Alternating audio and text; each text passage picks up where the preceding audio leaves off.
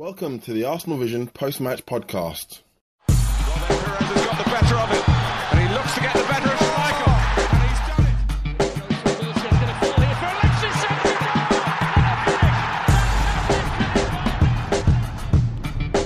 Henry, chance.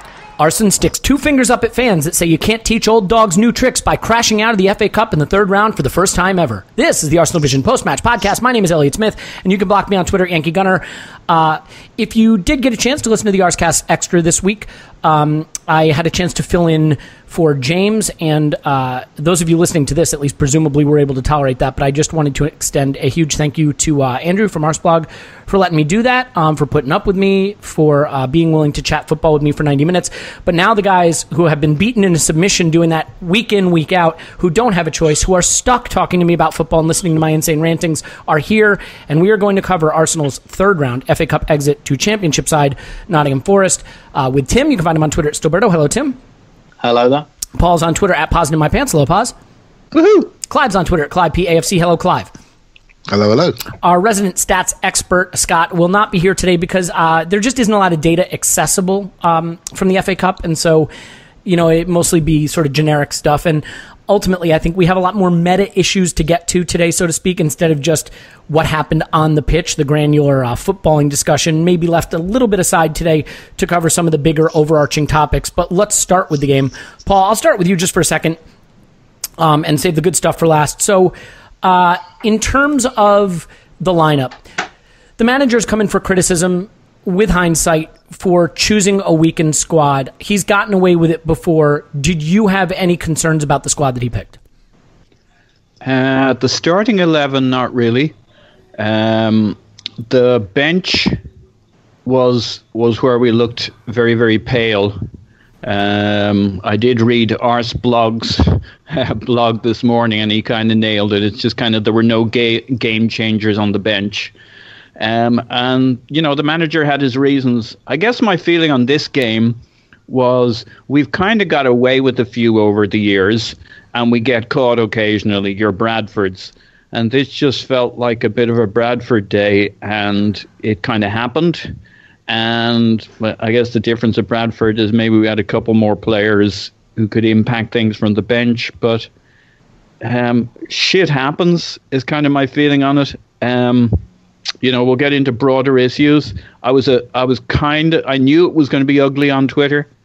I kind of avoided it, and then I got to Twitter, and man, did it exceed my expectations. So I think this is kind of a moment for it's always a us tinderbox supporters waiting for a match, right? I mean, that's been the problem. It's something Tim's mentioned on this podcast is that unfortunately people are so on edge, the edge of an outburst with this club and this manager right now that it only takes, one disappointment or bad result for it to all set off again. Let me ask you this though, Paul.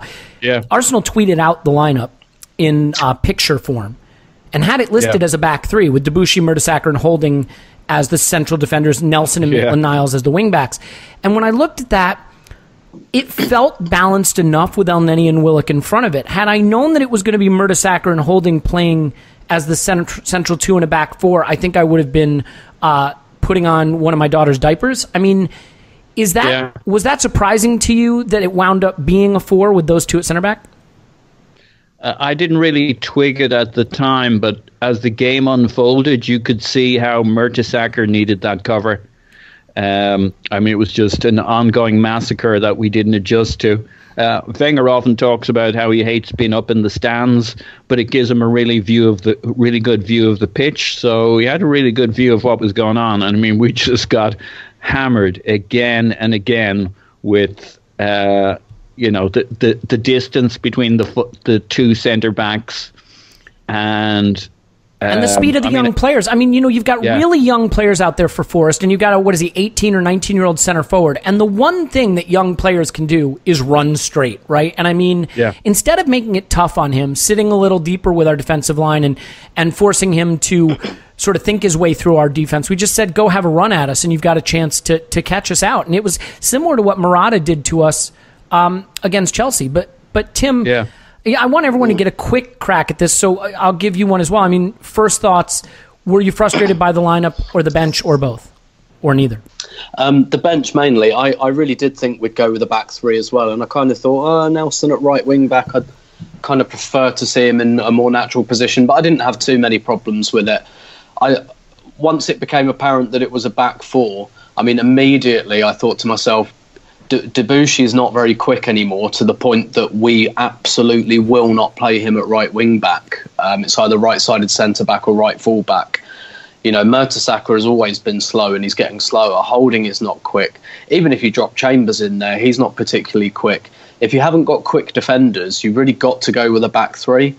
And what Forest did wasn't really that sophisticated in terms of just, you know, dropping the ball in behind us all the time and watching us chase backwards. I mean, it's absolute suicide to put a defence that slow, where Maitland-Niles is your pace and he's 20 and he's a left back, he's a midfielder playing at left back.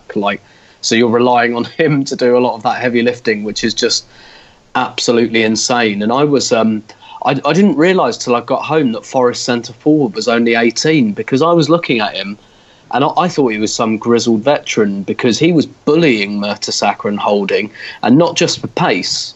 You know, he was very, very, he's buying fouls, sometimes a bit cheaply, sometimes going down a bit easily, but it was quite a grizzled, wizened performance. And I got home and I realised he was 18, and I just thought that he bullied Holding and Mertesacker.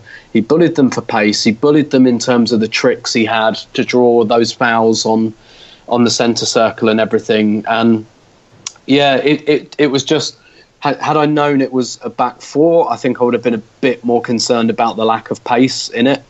Particularly because, El Nenny's quite a typical Arsenal player. He's decent on the ball, but off it, he's, as we saw with the second goal, if you watch the second goal from behind the goal, is it Lehigh? I've got no idea how you pronounce that. Yeah. He's on the move, and El Nenny is just like, I don't know, he's looking at the stars or something, and he finds out way too late that ball's broken, because he's just like looking at the stands or something. And whereas Lehigh's like right on the move, the instant that cross loops up in the air, he's looking for it. And that kind of summed it up. And it's I watched Adrian Clark's breakdown, as I always do, shortly before coming on air, and it's not because Adrian often does like a really good tactical overview, and it's not like him to reach for the so-called intangibles, but he just kept highlighting on all of the goals where Forest were just sharper than us.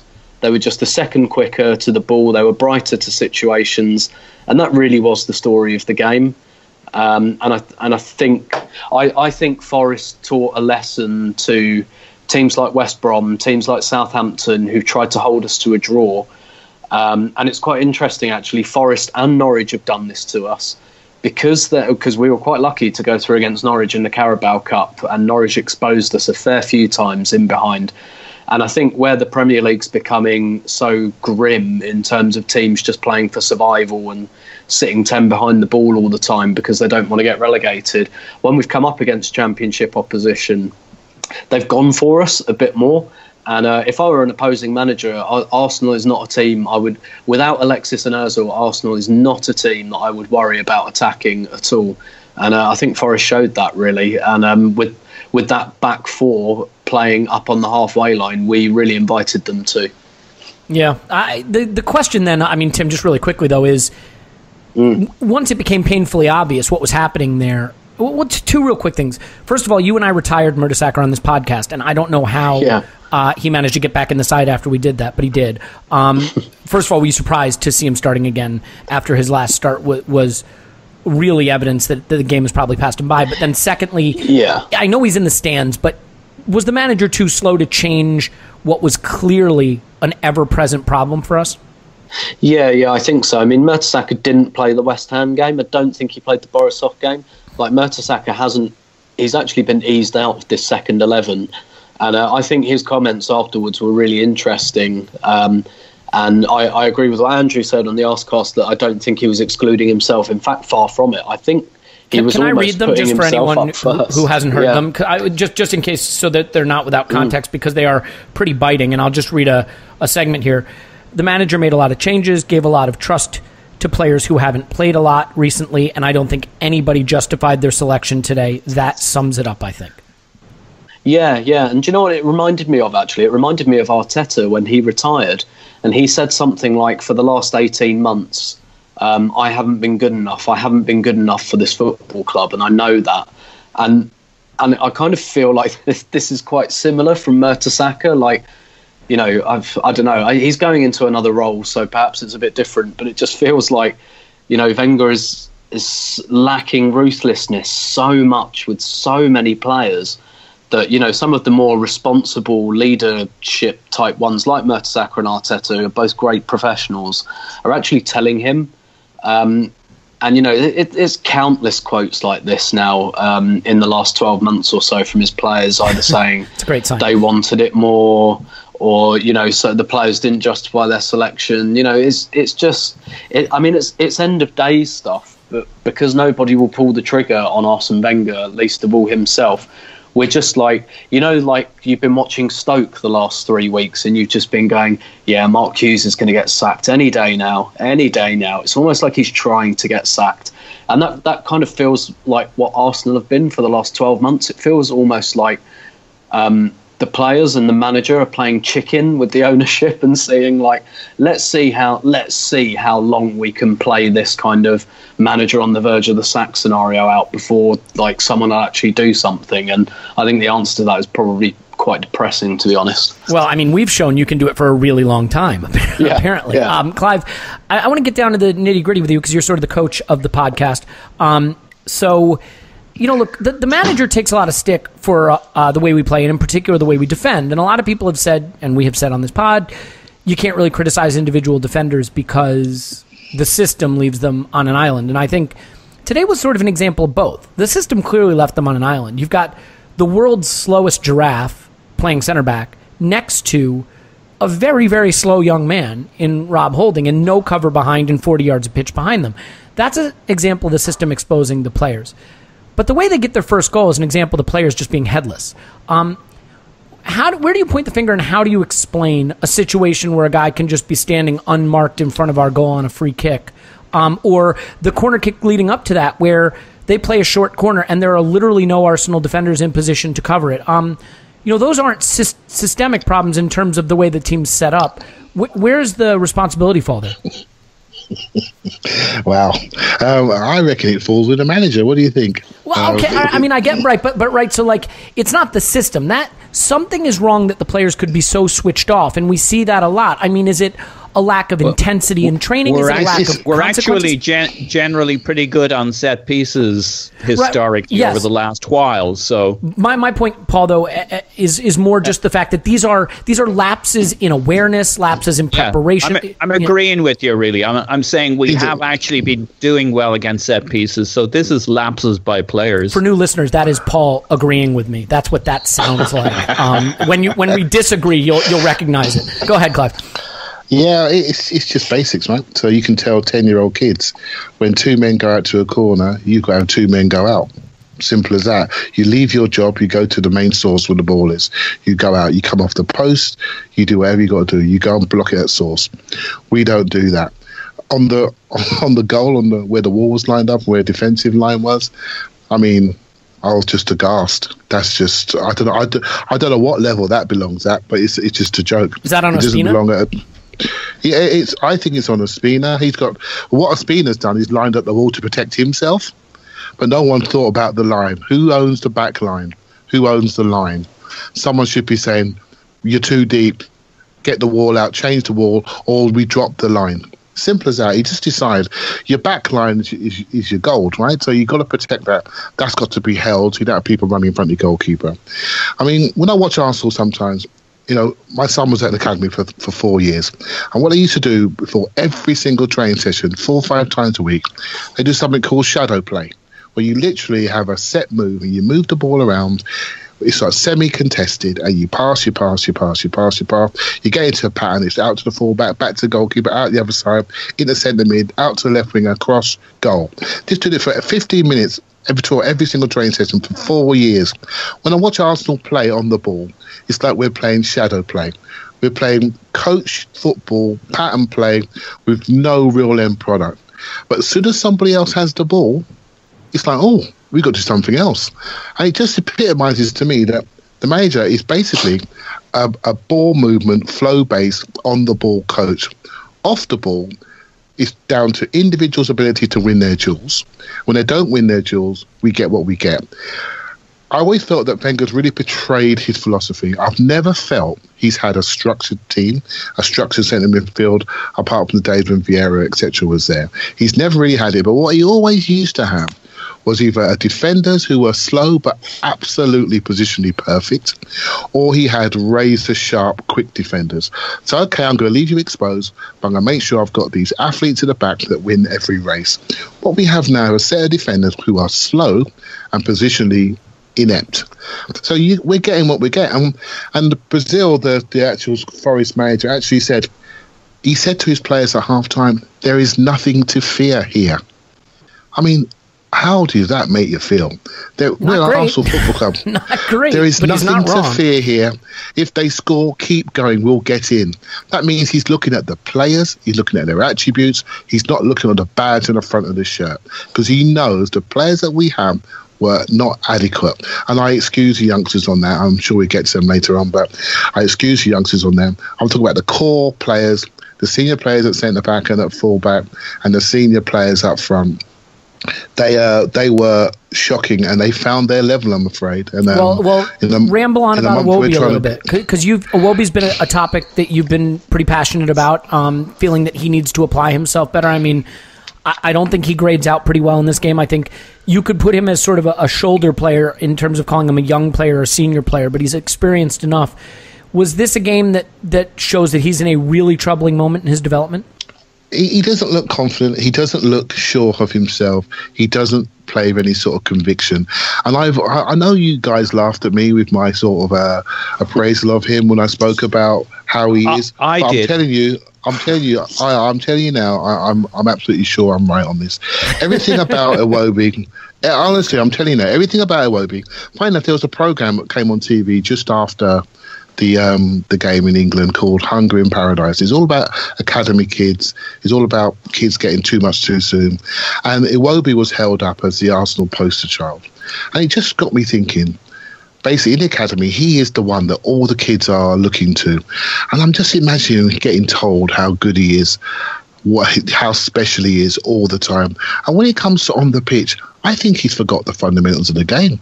He used to be so smooth in possession. Now he looks ugly in possession. He looks ugly out of possession. He's not aware. He needs help. He really needs help. He needs some help to get back to the fundamentals of the game. Receive it, move it, follow it. Get into position to receive the ball again. Support line running. When you shoot, do not lean back. Trust your power. Strike through the ball. Shoot in practice on both feet. He gets in great positions. He can shape the ball 1 yard, and he's got great power. Work with him.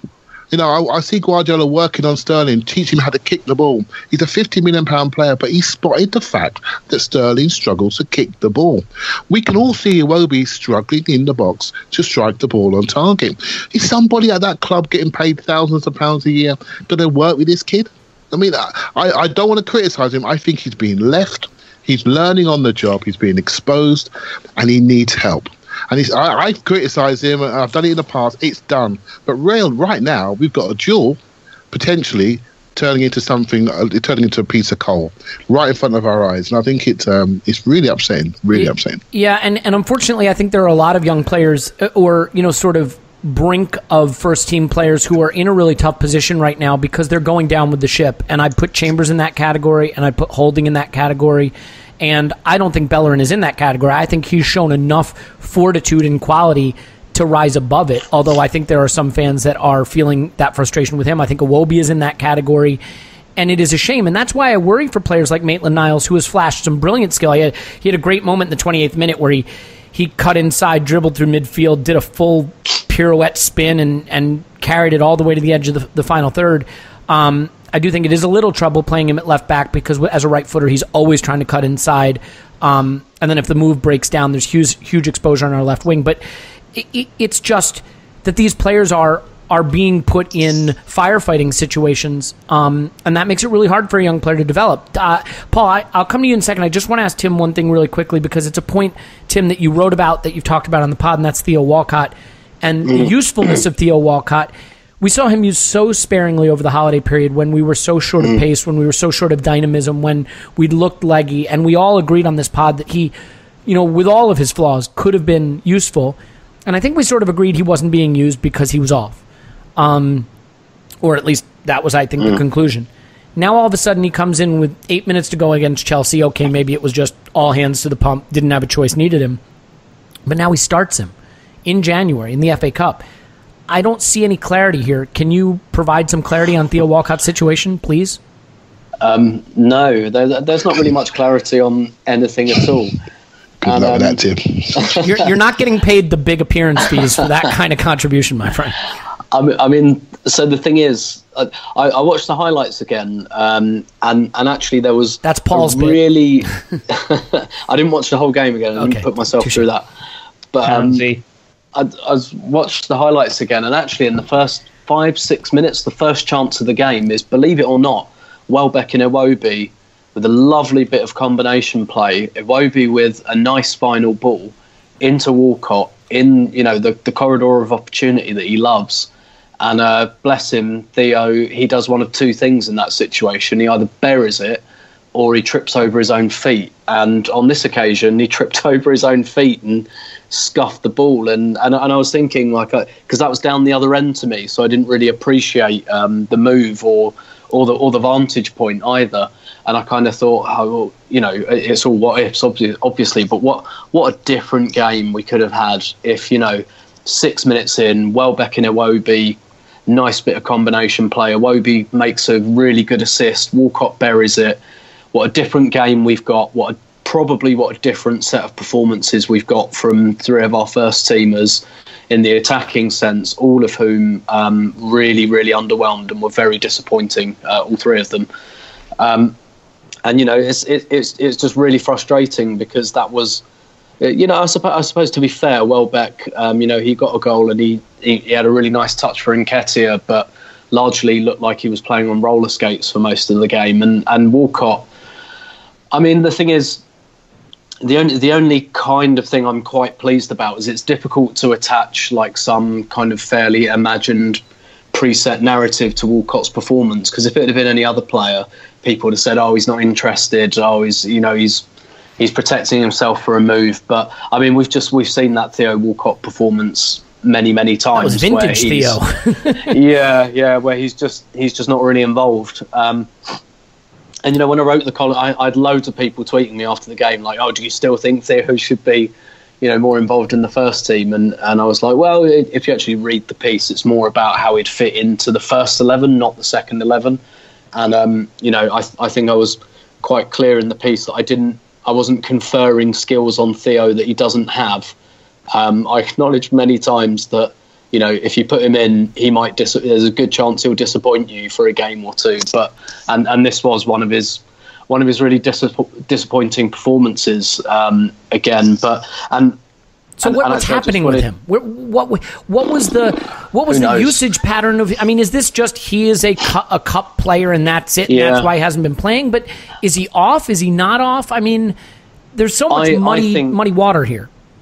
Yeah, I think it's probably just because, there's no Giroud, for example. That might have changed things. And generally the pattern of the game, it might have changed a bit if Giroud was fit, if Wilshere had been available in the second team, but he's been playing in the first team, so we had to drop him out. And that probably contributed to the strength of the bench as well, and blah, blah, blah. I tend to think it's just because what was really the alternative? It was to put probably another kid in there, probably to put Nketiah or maybe Jeffrey Adelaide, who's not really fit. So I don't think there was that much thought in it.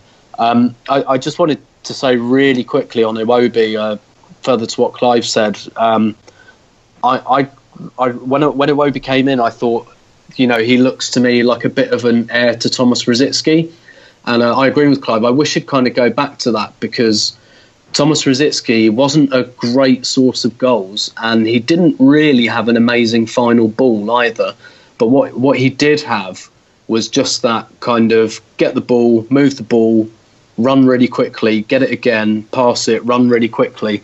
And that's what he was doing when he first came in the team. And now everything just seems half a pace slower, and he looks up, he doesn't always find that pass and that movement, and it's just a little bit more laboured. And now we're looking, and I looked at him again, and I thought exactly the same as I've thought the last few weeks, where it's a bit like, I don't know if he's an 8 or a 10. He doesn't have the final ball for a 10. He's got some nice touches in the centre circle, but he's not switched on and off the ball to be a number 8. So he's kind of caught. Is he better from the left, Tim, do you think? Does it make I think that much of a difference? Probably yes, and with the right combination of players. With, he likes playing with Alexis.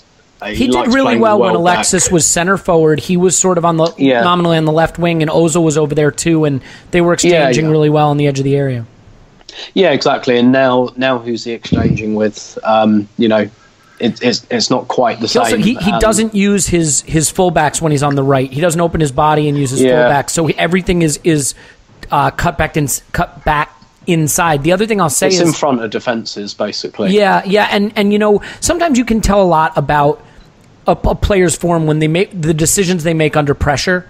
If they're feeling calm and cool in the match, or if they're feeling uneasy. And in the 3rd minute, Iwobi gets the ball on the right touchline, and he's under a little bit of pressure. And this is a championship side. He can get himself out of most pressure situations, and he just turns back towards his goal and kicks it straight back towards the defense, like aimlessly, without looking.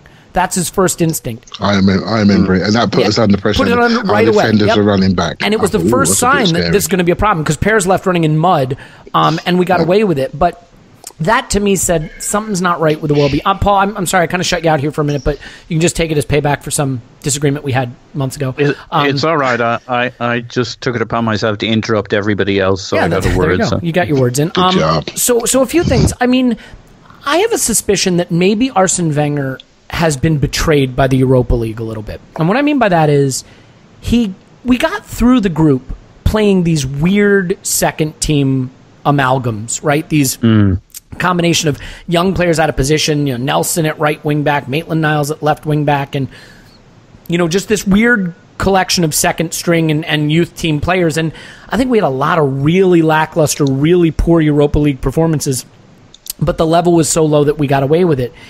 And I suspect that maybe the manager took that lesson to heart maybe too much and felt that he could get away with it again. And I think Forest may actually be a better team than some of what we faced in the Europa League, to be quite honest. So I guess my question to you is that, is part of the problem with this, not the level of any of these players individually, and admittedly some of them were very poor, but just that this is a disjointed and dysfunctional collection of players who aren't playing enough, players who aren't used to being in the first team, players who aren't used to having this kind of pressure. Is it not the individuals so much as trying to pull this random assortment of players together? Yeah, I think that's exactly right. I kind of intimated in my first comment that, we weren't a million miles away from this kind of a performance or a result in many games. But, some happy circumstances. I mean, they had a lot of fortune in this game, especially some of their early moments that showed them the way, where balls getting deflected back or squirting out, or challenges that broke their way. There's one where Debussy goes in kind of one-on-one with their winger, and the ball squirts their way. So it kind of showed them the way of what to do and what to do more of. And events turned their way. And I think this could have been many games, Europa League, Carabao Cup, etc., that could have turned out this way. Well, yeah. Well, how about this? I mean, because here's a concern then. I mean, I look at this team, and what I see outside of Ozil in terms of creativity and Alexis in terms of goal scoring, and maybe Lacazette as well, we have a lot of nearly players, right? I mean, Iwobi's very press resistant and good on the ball, but he lacks the final ball, and some of his decision making, his engine is off. Danny Welbeck has pace and power and aerial dominance, but can't kick a ball. Theo Walcott, pace and good finishing usually, but struggles to get involved. We have a lot of these nearly players. And I think you left out one of Welbeck's key attributes. He can bundle. He's a great bundler. I agree with that. But I mean, and I know it's a little weird to talk about the attack in a game where we conceded 4 and did score twice, but ultimately, I mean, did you feel watching this game that there is a real problem in the squad right now, that there's not enough final ball, either on the creative side or in the goal scoring side in this team, beyond those three players, Ozil, Alexis, and Lacazette. Yeah, I think that's right. And Adrian Clark, to go back to good old Adrian, I mean, he highlighted the safe passing from midfield. Should we just rebroadcast the breakdown? Save us a lot of time. Yeah. We can just do that. Just hyperlink to it on our Twitter account. But, I mean, it's true. I mean, if you think of Willock's passing and El Neni's passing, it was all very safe. It was kind of build it up to somebody further up the pitch to do something exciting, like Alexis or Ozil. But we don't have Alexis and Ozil up the pitch. Reece Nelson did pretty good, but obviously I love that moment where he almost got booed from the fans for passing it backwards. It kind of turned into more groans and stuff when they realized it's a kid. Yeah. Not just a kid, it's the kid they all wanted to play in the first team, all season. Yeah. We'll sacrifice the season. We'll live with Wenger as long as we play Reece Nelson. We'll call it good. And it's like there's this moment where the second 11, he pretty almost gets booed for playing it backwards to our centre backs, and I think it went back to Ospina from there. So, yeah, but I agree with Tim. I don't think there were too many choices in this lineup or the bench. It kind of was what it was. This was maybe, I wouldn't quite call it an accident waiting to happen, but I think that the water, a function of whether the rowboat makes it to shore or not is how choppy the waters are.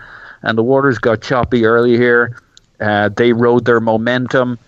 They took advantage of all their breaks. And this could have been a lot of other games, but maybe with a slightly better bench to call on, which we didn't have over the holidays. So yeah, I mean, look, Ospina made some saves that kept us in this game too. I mean, this could have had a more embarrassing. Even more embarrassing final scoreline. And you just kind of wonder, I mean, here's an interesting statistic. We were the only top 6 Premier League team to not play their starting first-choice striker even 1 minute in the third round of the FA Cup this weekend. So, I mean, every single other top 6 side gave their first-choice striker some minutes. Do you know what it tells me? Maybe time for change. Is that Wenger? I mean, we all know this, but there's a level of black and whiteness about this. Wenger is all about top 4. I think he's set that as his criterion for staying or going, and it shows up in these selections. I mean, it's not even close. He plays the first team for the league, and he plays everybody but the first team for the cup games and their Europa League. But the next game isn't even a league game. Granted, it's a semi-final against Chelsea, but it's Carabao Cup. He'd be allowed to rotate for that. Like, would it have killed him to have Alexis and Lacazette on the bench for this and play him 25 minutes? Well, he said people are on, he's talked about a number of players being on the edge. If he plays them in this game, if he rests them for the next game, like this Wednesday game, they've had some rest, but if he plays them this game, he's playing players that his season depends on. So it makes perfect sense to me. But then they can't play at the weekend, which is the Premier League. Yeah. So quick poll of the podcast. Quick poll of the podcast. A yes or no vote, or a one or the other vote. Tim, would you rather have seen something closer to a first choice 11 in the FA Cup game this weekend or the Carabao Cup game in midweek? Just first thing that comes in your mind. Probably the latter, just because it's a semi-final. The Carabao. Okay. To be honest, I didn't want either, but now I'd play a strong team on Wednesday. Clive, Carabao or FA Cup? Which would you have rather seen? And again, result aside, I know that's hard to put aside. Which would you have picked? Honestly, I'd go Carabao, and normally we're out the Carabao by now. And so if we didn't have that semi-final Wednesday to play the strong teams Saturday, that would have been fine. See, I guess the reason I disagree is just because I look at it and I say you can play a slightly stronger 11 against Forest, have your first choice players on the bench available for the Carabao Cup game, but then they're ready and rested for the Premier League game at the weekend on full rest. If you play a first 11-ish side this midweek, you're putting yourself behind the 8 ball for the Premier League game at the weekend. So it just seems natural. They're in the red zone. You're not really choosing between the FA Cup and the Carabao Cup. The red zone's the red zone. Right, but then you're giving them a week's rest. So Paul, to your point, if he does go closer to a first choice 11 in midweek, then at the weekend we can expect to see more rotation. And I think we're in a really delicate period right now. Bournemouth away, we have to be getting 3 points. I don't trust a rotated side to get us anything anywhere right now. Yeah, and I don't. I think if we judge everything so far, it's the league and nothing else. So I think Bournemouth will take preference. I mean, it's literally his job, his legacy in his mind. Everything's on the league. I don't think winning the Carabao Cup and coming fifth, would he say to himself, well, that's kind of like winning the FA Cup and coming fifth? I think it's a stretch. I mean, does anybody think it's close enough for Arsene to persuade himself? No. Well, no. So the reason I think that things will have changed now, I think his plan would have been to rotate for both games. Now we're out of this. We've got 2 free weekends coming up. We've got a free weekend now at the end of January, one in the middle of February. We've even potentially got one at the end of February, which I think is quite likely. If Man City and Chelsea play one another in the Carabao Cup final, that's another free weekend we've got. So we've got 2 free weekends coming up in the next 5 weeks, and that's why I think he'll slightly change tack. And he can do some light rotation, I think. So if he's got Ramsey coming back, for example, play Ramsey in one game and Wilshere the other. Or, if he's got Monreal coming back, there's plenty of opportunity for rotation amongst the defence. He can drop, he can perhaps play Alexis Wednesday and, and then maybe not Ozil, for example, because he's been carrying an injury. So I think, it doesn't have to be the exact same 11 for both games. I think he can be maybe a bit intelligent and, play a Spina, that's fine. Yeah, so I think it will be close to full strength on Wednesday now. Yeah, all right, Clive, let's get stuck into a little bit of this. I just, real quick, I think at the point that you're rotating massively for the FA Cup, then you're still rotating for the Carabao Cup. Top 4 is slipping away, and all that's really left in your season is cups. It's like, what are we even about anymore? Right? I don't. I wouldn't overthink it too much. Honestly, I think we're overthinking it. I'm almost bordering on saying, did he chuck this game? Did he chuck it?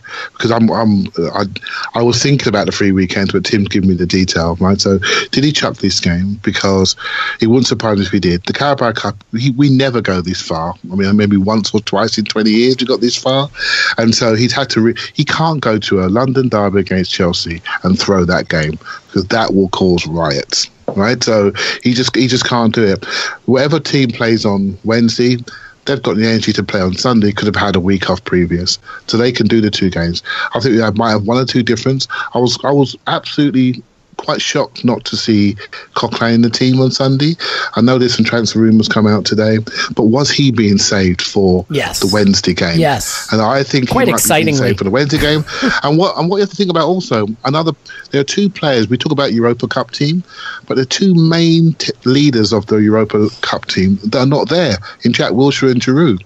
I mean, they are the offensive leaders, the technical brain has sent to the pitch. You take them out of the Europa Cup team, I'm not sure would have done so well.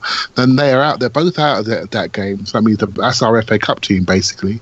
And we were found wanting. We didn't have that leadership, we didn't have that direction, we didn't have that focal point, so and we were Clive, caught short. Can I ask you, do you mean chucked, or do you mean he took too big a risk? You know what, Paul? If I say chucked, I honestly believe we could not sustain the competitions we're in anyway. You think he was going to chuck want to lose this? I mean, this guy wants to win everything. I never want to say. If you say chucked, right? Someone's going to say, "Well, he doesn't want to." Of course, he didn't chuck it. And what can I say? What can I say? But you look at that bench, and you ask me, did he really want to win it, or did he really prioritise something else?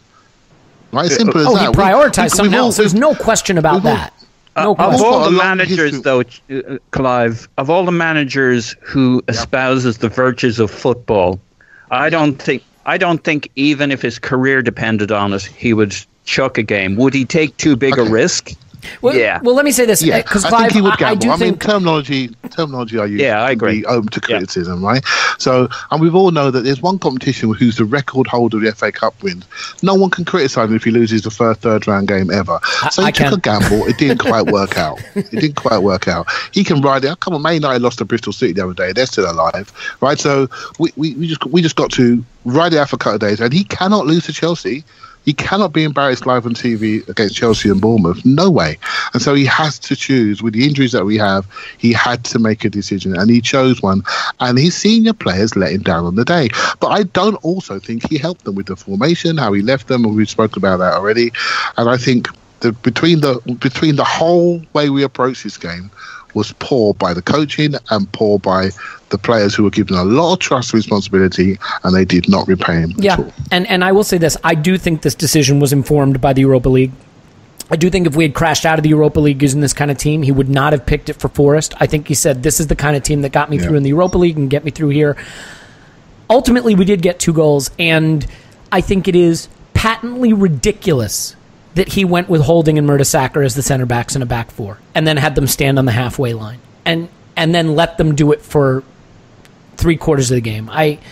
It's just astounding to me that he did that. I mean, this goes back to, if you guys remember, I talked about this a little on the Arscast Extra when we took the 6-0 at Stamford Bridge and the 5-1 at was it 5-1 at Anfield that year? Yeah, and the 6-3 to City and the 3-0 to Everton. That season, the 1,000th game, Arsene Wenger's 1,000th game, we were playing 2 center backs on the halfway line and fullbacks up in the final third, and all you had to do was hit long balls into the half spaces, and you were in on us. Liverpool were up 3-0 after 15 minutes or something in that game. It looked like that again, except with slower center halves and against a championship side. Clive, let's get the game out of the way. There's a lot of really fun, in air quotes, stuff to discuss here. But I do want to get to the penalty decision at the end. So a couple of things. Yep. First of all, do you think Debussy's tackle on, and hat tip to Armand Traoré, who is one of the worst players I've ever seen play for Arsenal, undoing us in the FA Cup. Do you think that is a penalty? I can see why it was given. He did get the ball, but you tackled him from that angle, so you're asking the referee to make a decision, and he made one. Right, so I think it's 80% certainty that's a penalty. There's been a lot of focus on the penalties we give away, and we give away so many of them, and the refs are making bad calls. But I think there's something we have to acknowledge. If you force referees to make really, really hard penalty calls, a lot, they're going to get some wrong. Yeah. And Arsenal wind up crisis defending so much in their own box that we put the referees in those situations. We put players in positions to dive and win penalties. We are doing so much crisis defending in our box that there's just a lot of action there, and that's part of the problem. So, all right, so it's a penalty. First of all, it's a double kick on the penalty, right? I mean, I thought it was clear. Yeah. Well, 100%. Immediately, the moment I saw it, not even a blink, I shouted double touch straight away. Just double touch. And what annoys me so much are people just don't understand how football, just don't understand the game and try to debate that. I mean, the referee can't see that. He should not be refereeing at top level football. I mean, that is absolutely obvious. That ball was going in the bottom corner and it ended up looping down the centre of the goal and going in. Everybody could see the straight trajectory immediately, and I just cannot believe it was not a free kick to us, and we go to the other end and see what happens. It had the trajectory of a volley, but on a penalty kick, which is not capable of happening. So I mean, look, I know Tim is a huge fan of VAR. Kidding, Tim.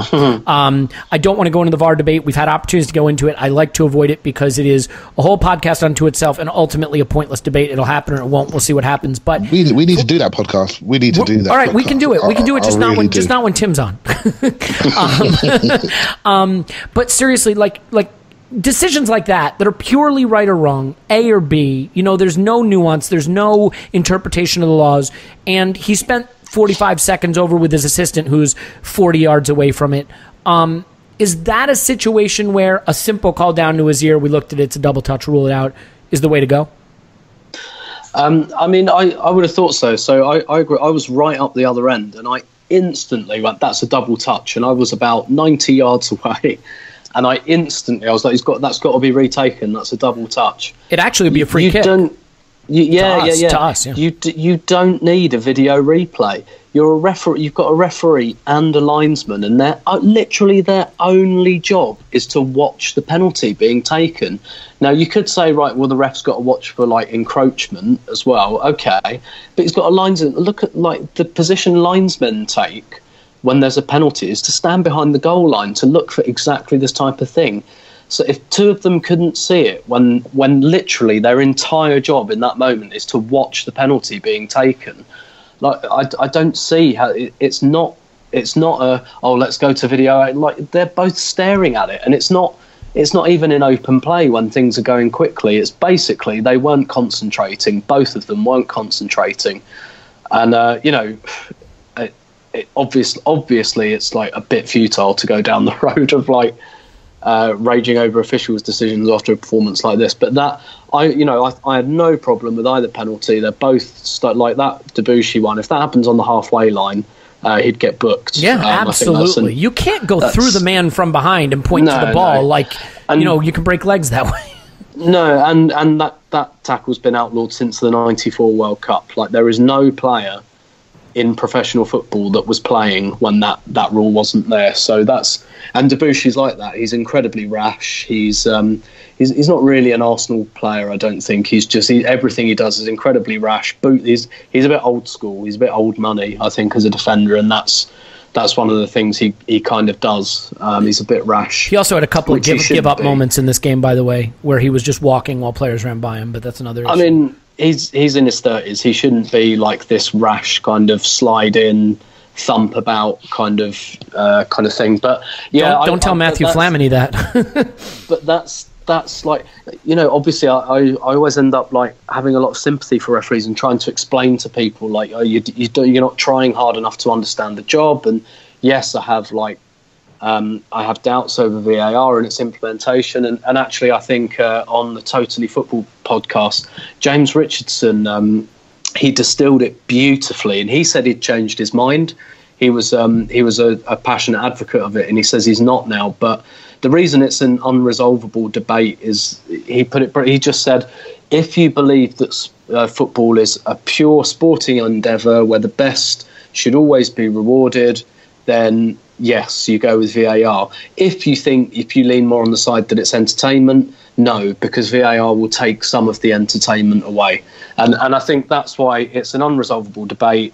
And, there's no right or wrong. It just depends on what floats your boat. And for me, I'm in like the more slightly like entertaining, this is for the fans type of camp. But other people aren't, and that's up to them. But it's got cultural echoes too, because I mean, obviously here in the United States, like all the sports use it. I don't think they all use it well. I think it can be maddening, but because we're so exposed to it, we just have no cultural objection to it. And also, I completely acknowledge that I'm a bit old money in terms of football.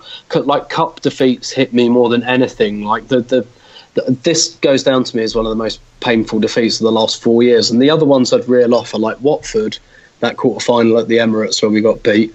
Before that, in 2013, we went out at home to Blackburn in the 5th round, and I was on my knees for about a week after that game. Like, I'm a bit kind of old-fashioned like that. I like the Cups. I like the break from the Premier League. I like something different. I'm really looking forward to Wednesday, and I acknowledge that most people aren't like that anymore, and that's fine. But yeah, so I mean, to row it back to your point, usually I defend referees because I can understand what's happening. I understand why they give decisions, and you try and put yourself in their position. But for that penalty, and I'm not saying it would have any effect on the game, but both him and the linesman just weren't concentrating. They weren't doing their jobs. They weren't looking properly.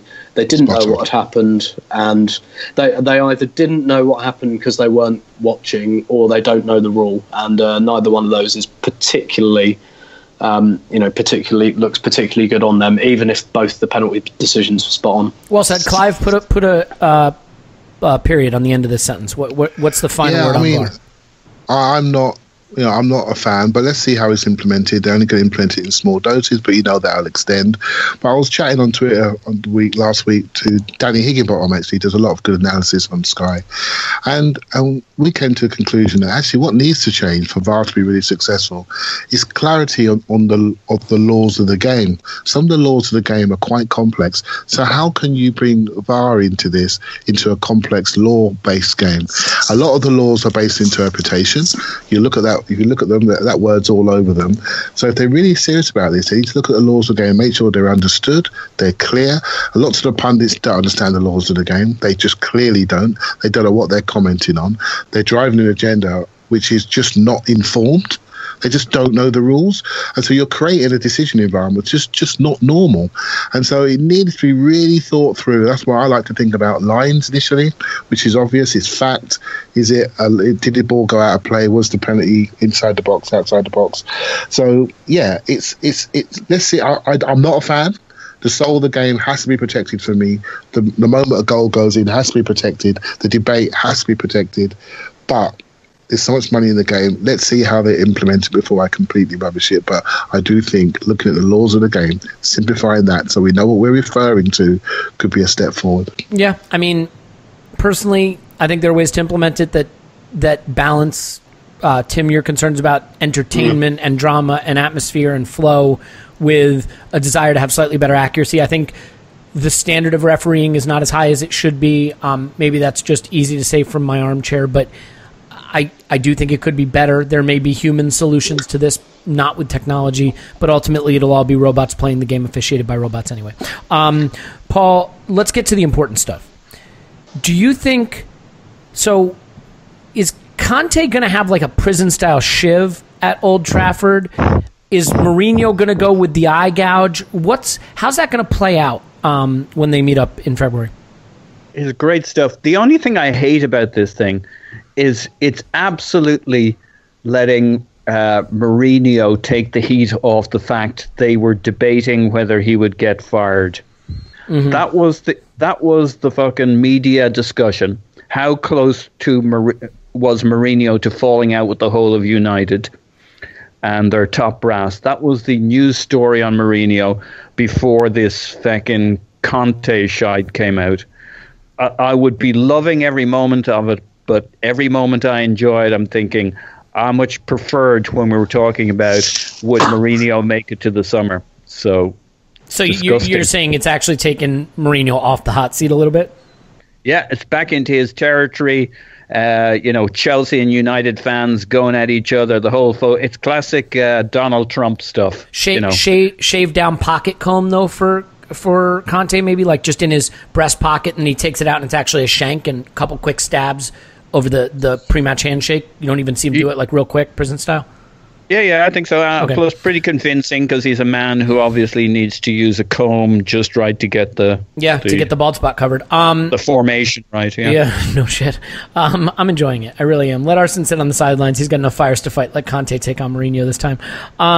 Couple of things, Paul. So there were some quotes that came out pre-match from Arsene Wenger related to Sven Mislintat, and.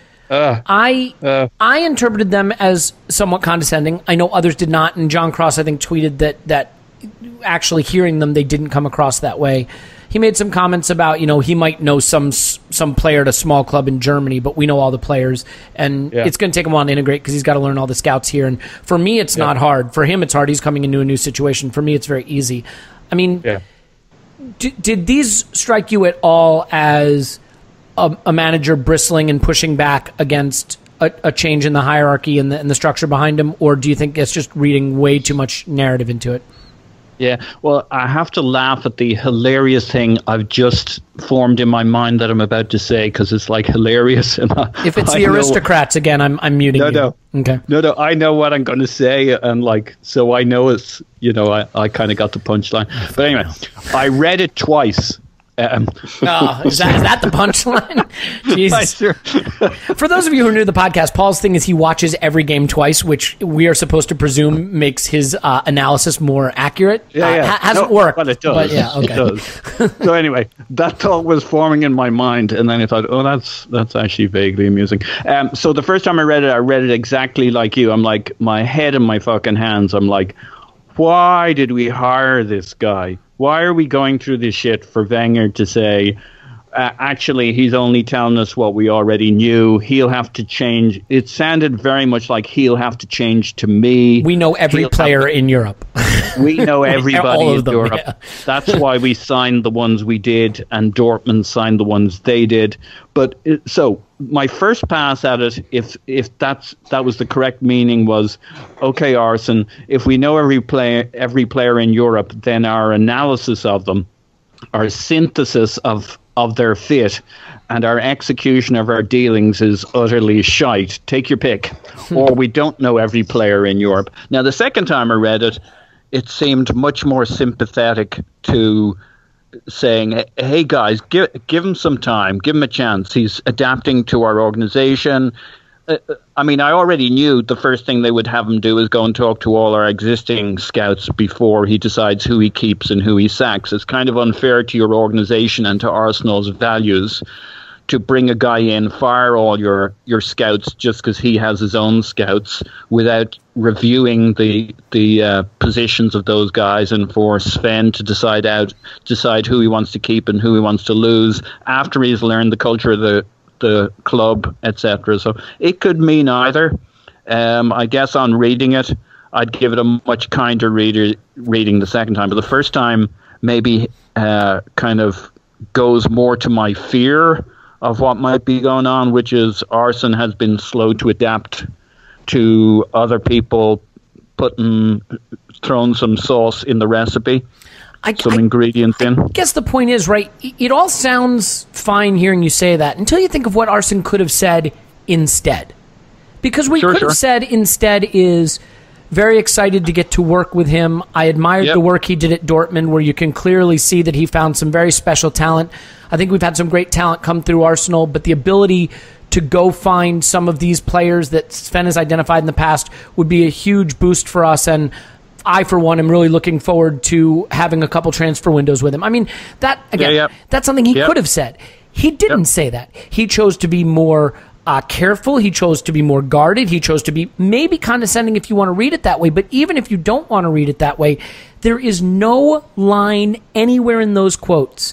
You know, if I'm the CEO of a company and they bring in a new CTO, and I feel that this CTO is going to potentially challenge me for the direction of the company, I might say, well, you know, he's moving over to a big organization now, and he's got to learn all the people that we have here. There are a lot of people across a lot of buildings spread out across the world. So, you know, he's got to get integrated, and, you know, we really have a good handle on our business, but he's here to play a part. I could say that. Yeah. Alternatively, I could say he comes with a tremendous pedigree from some of the best businesses in the world. I've admired the way he grew those businesses and innovated there, and I'm excited to have his type of innovation in our new organization now to help us grow. What you don't say is often as powerful a statement as what you do. And the fact that Arsene did, you know, I remember when Lucas Perez arrived, and I was kind of surprised because Arsene was so guarded in his comments about Lucas Perez. He had very little to say. When Danny Welbeck arrived, too, he was very circumspect. That's a great word. And I mean, you know, I don't know what his foreskin has to do with it, but, you know, whatever. So, yeah, I mean, that would have been more of a you joke, Paul. But anyway, so a hat tip to you. But anyway, yeah, okay. So would have been funnier if I said it. Well, you would have delivered it better. Could I just kind of add on this? I would love that, please. We need some sensible comments here. So I agree. It kind of sounds a bit circumspect. The things I'd say is actually there's nothing he said that's not true. He will have to meet with all of the scouts. He will have to adapt. Like, none of those things are untrue. But no shit. Also, you know what I mean? Yeah.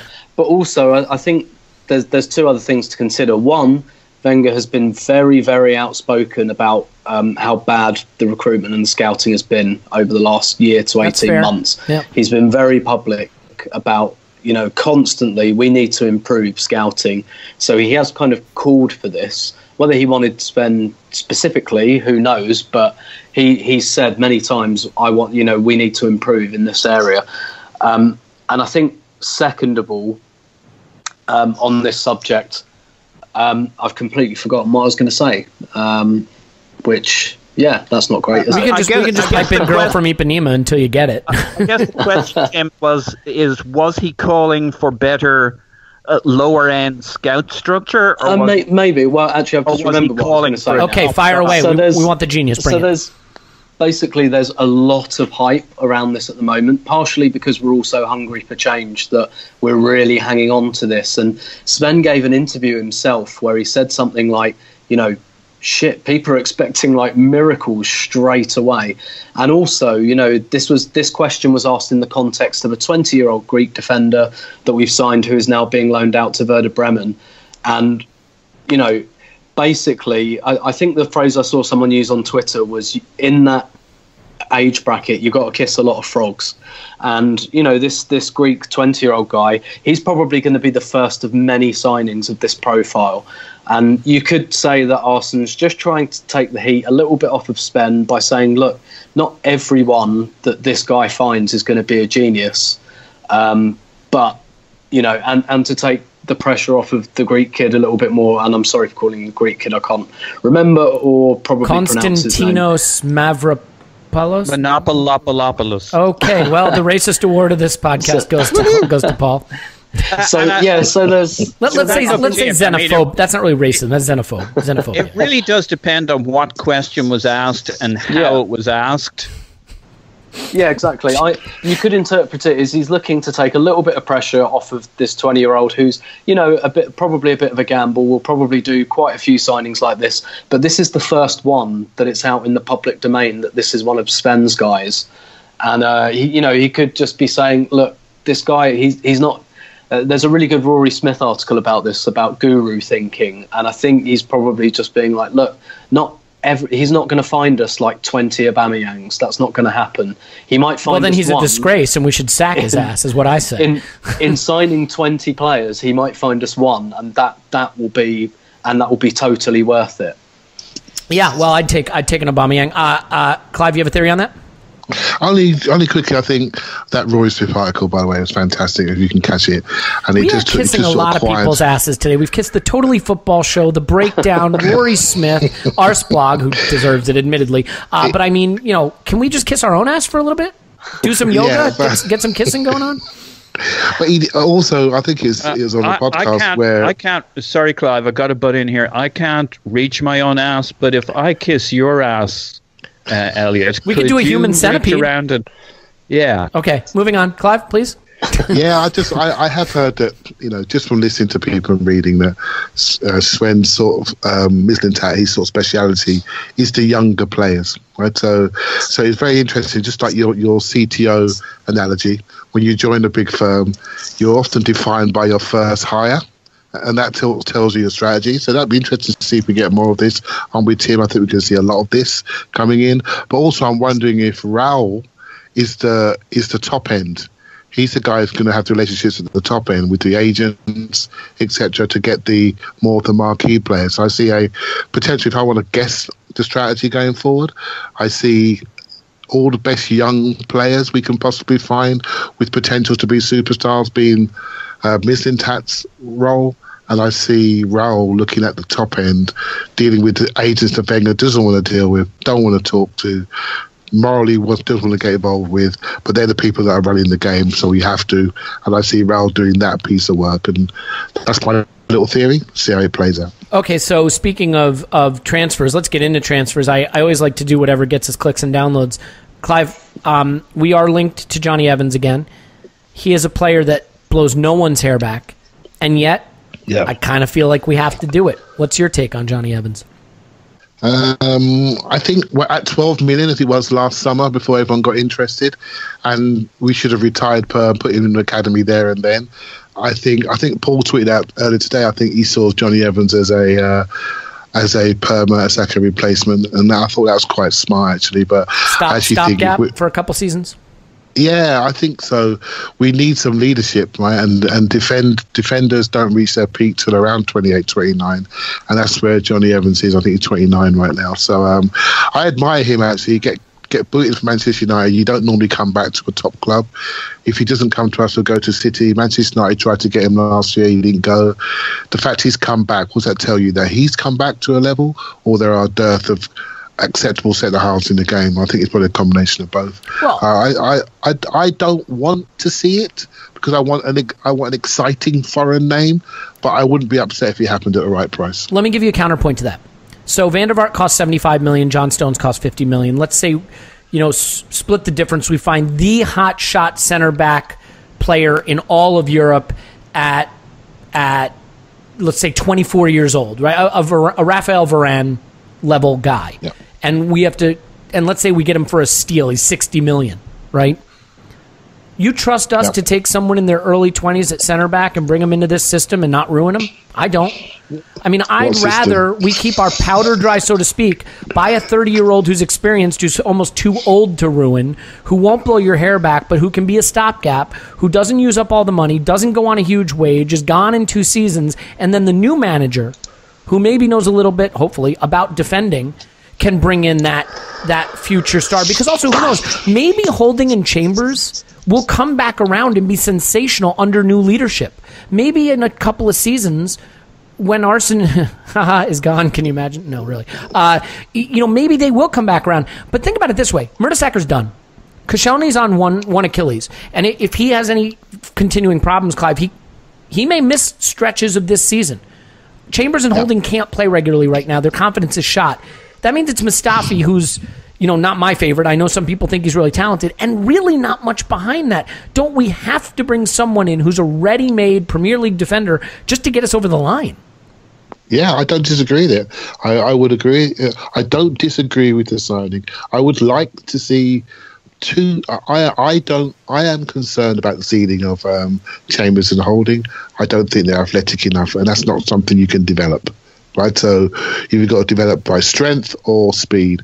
One of them can develop strength. I don't think they're athletic enough. I don't think their body type is right. I think they're going to be found out at the top level. So we've got to make a decision there. Well, fuck, one's got to go. One goes for me. Come on, you guys watch the game. How do you feel when they're playing? Right. So we're not a team that defends the edge of our area. So let's go to a back three system where they can survive, or at least one can survive.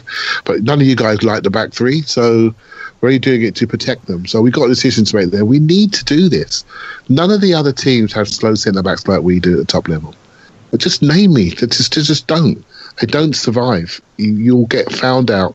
A championship team will find this out. So would you rather bring in the 70 million 24-year-old centre-back now and hope that Arsene doesn't screw him up and there goes all our money on a centre-back? Or would you rather have the stopgap? I'd rather protect Koscielny and make sure we don't run him into the ground so we get another year out of him. So I'm not against it. And right now, I don't want to give Arsene the money because at the moment I'm losing a bit of trust. Yeah. I'm losing a bit of trust. Look at the value of our squad at the moment. Look at the value. I saw a tweet today saying that which teams have got £100 million player in their squad, and Spurs have got a couple, Man United got a couple, City got a couple. Arsenal, what have we got in our squad? What is the value of those players that we have? It's almost like a Bill Belichick type tax. They work within the system, but as soon as you take them out, they're very, very average. I mean, that's an interesting question. Who would command the biggest transfer fee in our squad right now, Clive? Including not just on talent, including their current contract situation. If we had to sell every single one of our players in the upcoming summer, easy one for Ramsey? me. Easy one for me. Ramsey's contract is quite late, so it's Ramsey or Bellerin. And Bellerin's got a 5-year contract. And this is why I get so frustrated about people criticising him. As an asset to the club, he is the most valuable. So our biggest asset at the whole club is a right back. Yeah, potentially. He's the one that the top 6 teams would want. And Ramsey would probably be second. But that's a debate. There'll be people listening to this saying, well, what team would he get into? So it's a debate. Those two are the ones with the highest upside or potential in the marketplace, in my opinion. I say sell all the other fuckers. Bellerin would get in every team in the top 6. Easy. Pep wanted him a long time before he settled on Kyle Walker.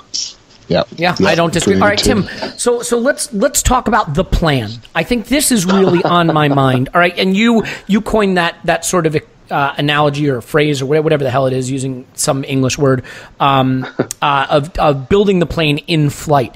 And I look at Liverpool, and it gives me no joy to praise Liverpool, none whatsoever. But they bought Oxlade-Chamberlain this summer, and I think they did it with an eye towards him maybe being the Coutinho replacement to some extent. Maybe not. I think Salah probably was. Okay, fair enough. So they get Salah, they get Ox, they have Keita, Naby Keita coming in the summer. Yeah, they get Van der Vaart. Because Emre Can's going on a free transfer, so they've already sorted that out. Can's going. So, I mean, they do all of that business. They'll probably get a goalkeeper in the summer, I guess. But what they've done is, and they're going after Lamar. We'll see what happens there. They've spent the Coutinho money, but they spent it before they had it. They had a plan for using it. They now get this £142 million, but they're in okay shape because they strengthened in the summer before he goes. They're strengthening in this window, and they've already lined up, I think, the transfer of next summer already, and Naby Keita is already going to Liverpool. So, to me, that's a plan based on cohesive decision-making from the top to the bottom. Klopp has a way of playing. The structures above and around him support that way. They had an idea for how to recoup the value of a big asset, but not do it in such a way that it left the club in perilous position once he went. When we lost Van Persie, we never replaced him. I mean, you could argue we didn't replace him until Lacazette came in. I think most of the time we're losing players and it's a crisis, and we're doing it out of a position of weakness, and we don't have a plan for how to fix it. And you look at Liverpool losing Coutinho, and they look stronger, not weaker. I mean, so without just going on waxing poetic about Liverpool, which is like the last fucking thing I want to be doing, I guess my question to you is that the example of how it should be done, and just a real indictment of how things are going here? I mean, you can list it off, right? Giroud could have gone to Everton for 30 or 40 million. No matter what you think of Giroud, if you're losing Alexis and Ozil for free, you got to get money back somewhere. We wind up keeping Giroud. Now he's injured, probably can't go in January. Theo Walcott didn't go in the summer.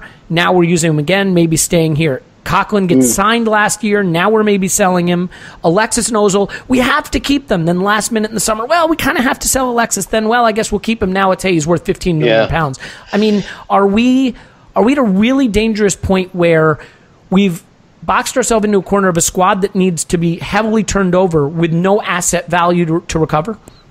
Yeah, definitely. I think because what Liverpool are doing, people joke about it, is actually quite simple. They're feeding Barcelona and Southampton are feeding them, which is a really, really simplistic kind of way of saying what Liverpool have done.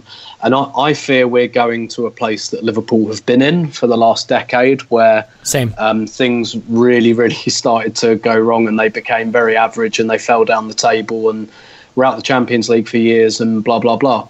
But and that's part of the reason. Like if you look at they've just sold Coutinho, to Barcelona.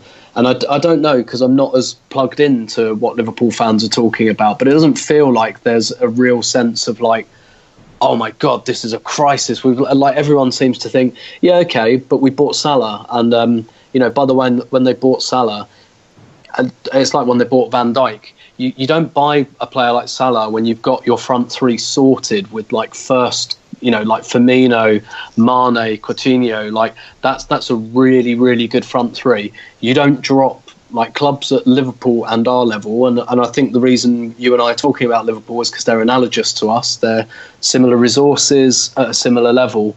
They don't go and buy Salah because they want to sit one of their front three on the bench. They do it because they know that Coutinho's going. And, they've lost Coutinho and Suarez to Barca now. But what have they done? They got them to sign contracts 12 months before they left. So they got paid. They got absolutely paid for both of them. So they've picked up £200 million off of Barcelona. And what they've done quite well as well is they're using that to buy Premier League talent.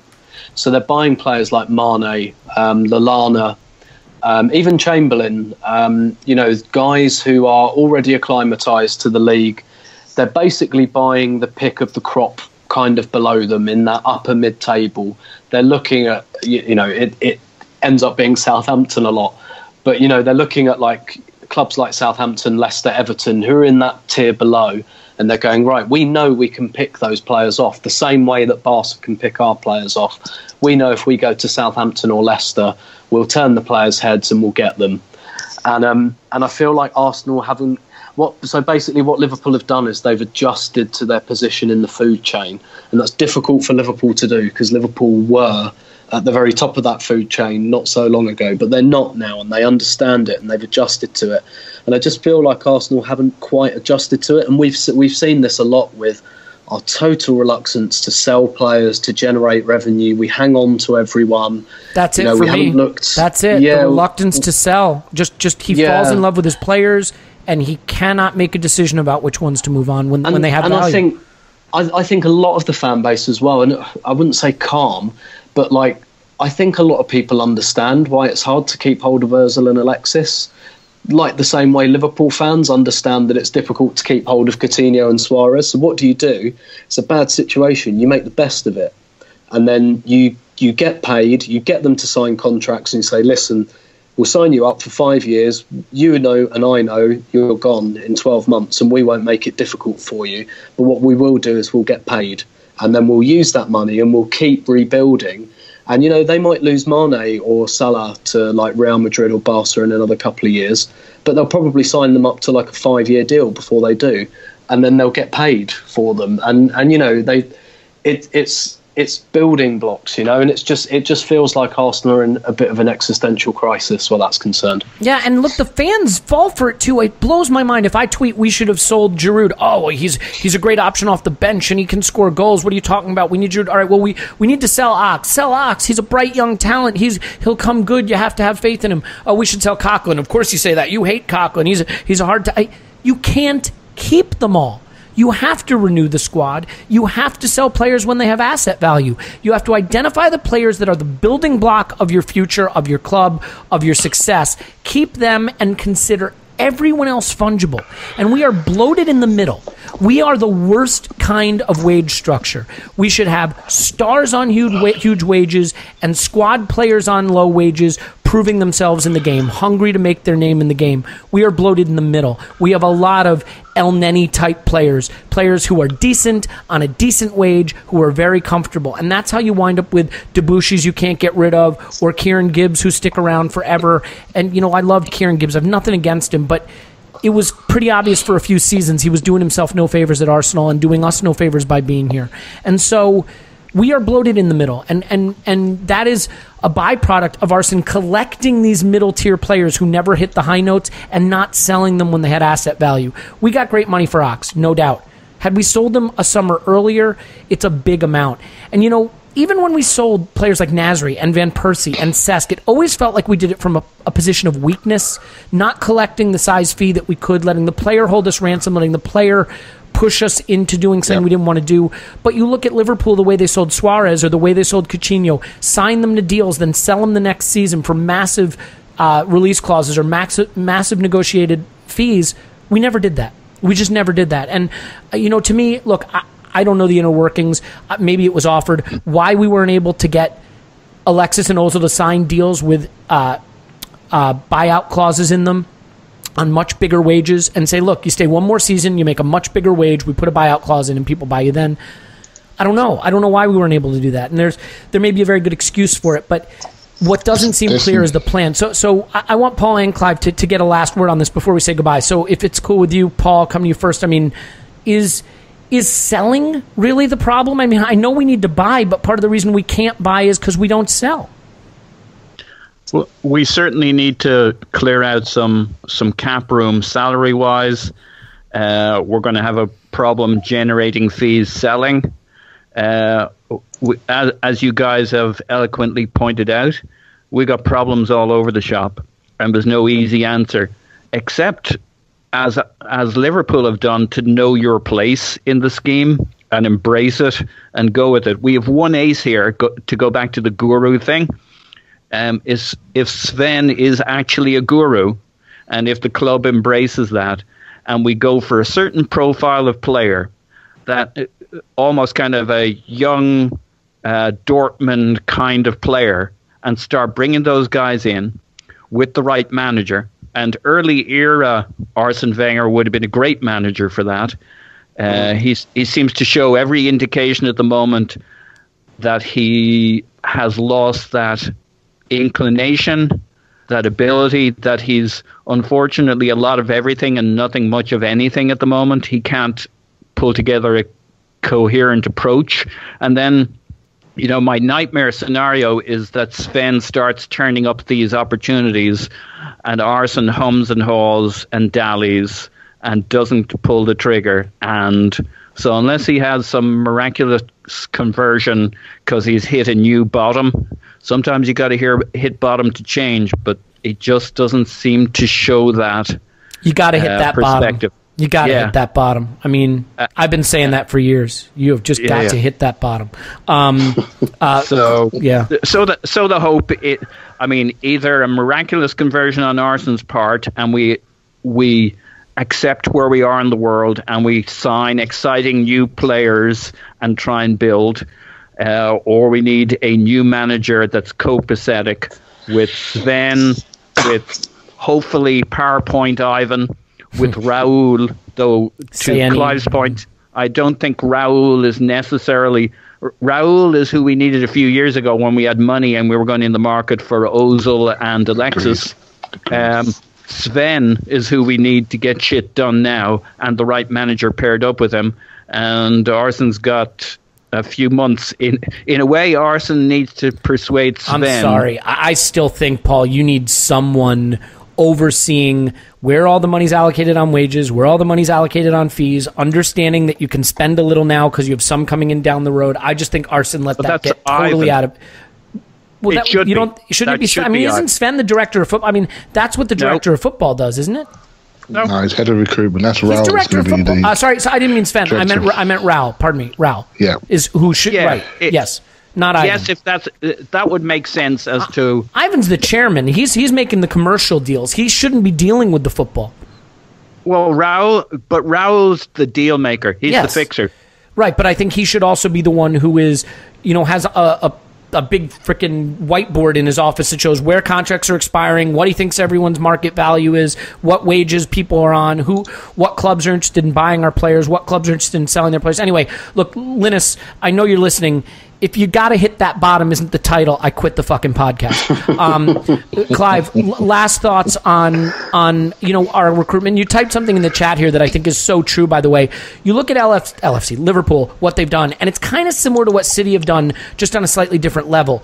Fast, intense, technical, goal-scoring players. Salah, even if you don't like Oxlade-Chamberlain, he can drive and he can run and he's fast. Sane, those guys, they're collecting quick, powerful players. Keita will be added to that. You look at City, and of course with Sterling and De Bruyne and Gabriel Jesus, and they're trying to get Alexis, obviously.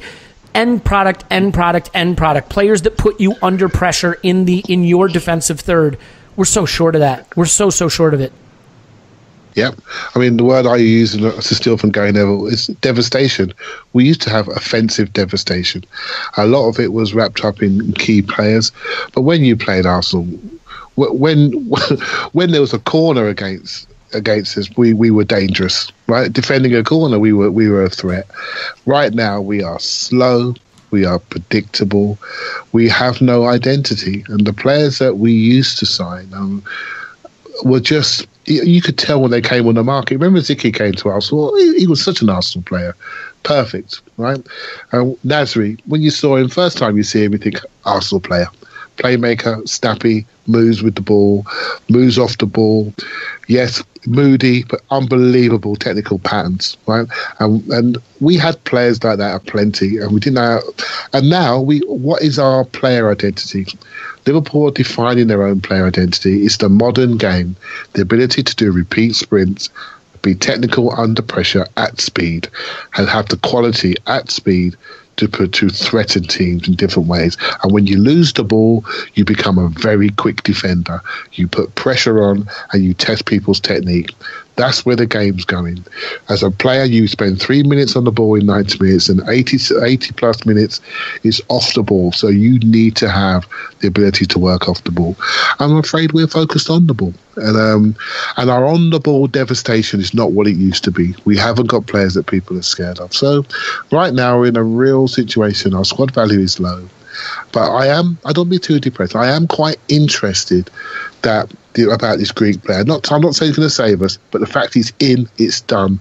And to Paul, your point about Arsene sort of hesitating, this seems to be done quite quickly. So that's a promising sign. That's a promising sign that he may be bought in because maybe he realises that he does not own tomorrow, and tomorrow will end for him hopefully this summer. Yeah, well, that remains to be seen, but. What also remains to be seen is what we do in the Carabao Cup. It's coming up this midweek on Wednesday. We are playing Chelsea at Stamford Bridge. Yep. That place, yeah. Playing Chelsea at Stamford Bridge. A team that we've played well. I mean, to be fair, the only thing we know for certain about this game is that we will have 2 penalties ruled out by the video assistant referee. So, aside from that, we know nothing. What I do know is I will hopefully be joined by all these gentlemen to discuss that match on our next podcast. Tim can be found on Twitter at Stoberto. Thank you, Tim. My pleasure. Paul can be found on Twitter at Positive My Pants. Thanks, Paz. Woohoo. And Clive's on Twitter at Clive PAFC. Thank you, Clive. Thank you very much. My name's Elliot Smith. You can block me on Twitter at Yankee Gunner. And please give us a 5-star review. Write nasty things about any of these gentlemen in the comments under your review. So real simple, just 5 stars, and then just spew vitriol and opprobrium and bad juju and all of that stuff. Just get in there. Dive in. Whatever you got to say, just not about me. In any event, we really appreciate you listening. We're sorry we had to discuss such a bleak moment in the club's history, but you know what?